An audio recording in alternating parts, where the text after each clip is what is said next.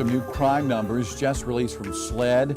The annual Crime in South Carolina report tracks crime stats and trends between 2022 and last year. Chris English has been poring over the numbers tonight. He joins us in studio to break down what he has seen. Chris, what's going on? Well, JR, as you can tell, the entire crime book that was released by SLED is over 300 pages. If we printed it out, it would look something like this. Now, luckily, we scoured through that report for you, looking for patterns that stand out. And one thing that is most obvious is the weapons law violations have increased for the 10th straight year across South Carolina. Although the total number of offenses in 2023 was up just slightly over 2022, that report notes that weapons law violations rose over 129% from 2014 to 2023 and have increased over 620% since 1993.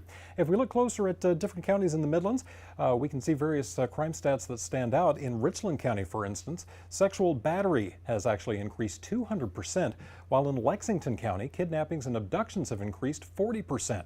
Orangeburg County saw an increase in murder and non-negligent manslaughter, and Sumter County experienced an increase of 87% in larceny theft offenses. Now, one troubling number that is up across the state and around the Midlands is DUI arrests.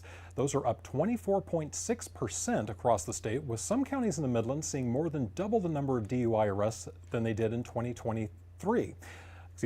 One reason for the increase in DUIs could be related to the lingering effects of the pandemic.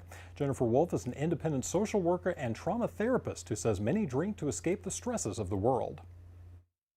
The intensity of the world and traumatic events and the difficult life circumstances that people encounter is it provides a means of escape, and it medicates that pain.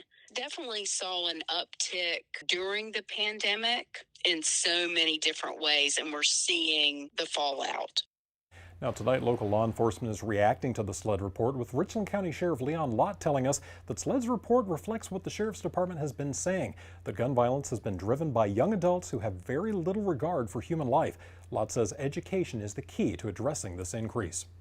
Now, for more information on SLED's annual crime report, including links to the report itself, you can check out this story on our website at WLTX.com. Live in studio, Chris English, News 19, WLTX. All right, Chris, thank you so much. SLED also releasing information stating this month that 21 minors across the state have been charged in connection with making school threats. SLED says these charges come from over 60 different school threats throughout 23 counties, all since the 4th of September. They say many of those threats are shared between students on social media platforms. Law enforcement officers say they are taking each threat very seriously and want to warn that school threats are no joke and that there are serious consequences. If anyone has information on a school threat, you should report it immediately to your local law enforcement agency.